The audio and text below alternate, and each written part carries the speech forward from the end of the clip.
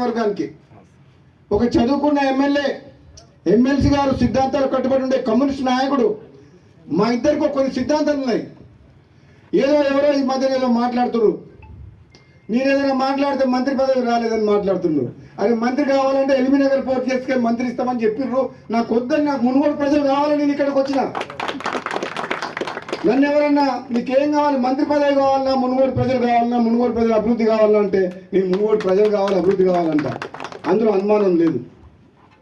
పదవుల వెనకాల పాపులాడాల్సిన అవసరం నాకు లేదు. నాలాంటి మనిషికి అదృష్టం ఉంటే, నాలాంటి పదవి వస్తే, ఇంతకంటే పెద్ద పదవి వస్తే అది ప్రజలకే ఉపయోగపడుతుంది, ప్రజలకు లాభం అవుతుంది. కానీ నేను అందరిలాగా పదవులలోకి పోయి పైరవులు చేసి దోచుకునేటోళ్ళు అయితే కాదు.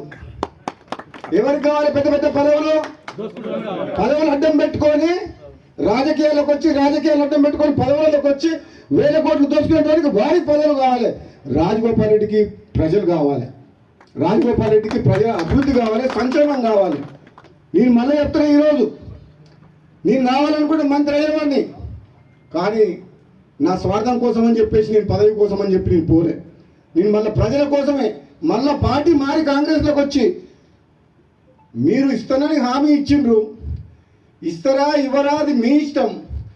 అవకాశం వస్తే ఎప్పుడన్నా, నేను కూడా సీనియర్ని కాబట్టి, తెలంగాణ ఉద్యమంలో ఉన్నా కాబట్టి, నాకంటే జూనియర్లకు నిన్న మంది వచ్చిన ఇతర పార్టీ వాళ్ళందరికీ ఇచ్చారు కాబట్టి, మీరు ఇచ్చిన మాట నిలబెట్టుకుంటే, మీరు ఎంపీ గెలిపించమంటే గెలిపించినాం, పార్టీలకు రమ్మంటే నువ్వు నన్ను నమ్ముకొని వచ్చినాం.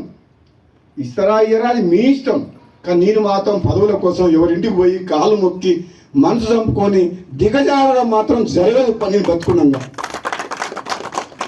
ప్రజలున్నారు నా ఎమ్మడి.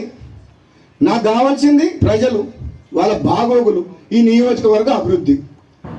ఒకవేళ నాకు ఏదైనా మంచి జరిగితే వాళ్ళకి మంచి జరుగుతుంది, లేదంటే వాళ్ళ మధ్యనే ఉంటా, వాళ్ళ కోసం పనిచేస్తా, వాళ్ళ కష్టసుఖాల్లో పాల్పంచుకుంటా, వాళ్ళ కోసం ఎంత దూరమైనా పోతా, ఎంత పోరాటమైనా చేస్తా, అవసరమైతే మళ్ళీ త్యాగం చేసి పోయినసారి ప్రభుత్వాన్ని మీ కాళ్ళ తీసుకొచ్చినా. నేను రాజీనామా చేస్తే మొత్తం టీఆర్ఎస్ ప్రభుత్వం 100 మంది ఎమ్మెల్యేలు మునుగోడు ప్రజల కాళ్ళకాడికి రాలేదా? అవసరమైతే అంత దూరం కూడా పోతా. నేనైతే భయపడా.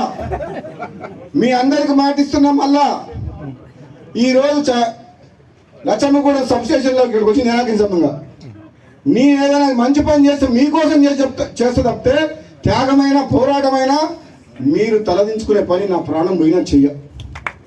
మీరు తలదించుకొని మీరు నన్ను ఓటేసి గెలిపించారు.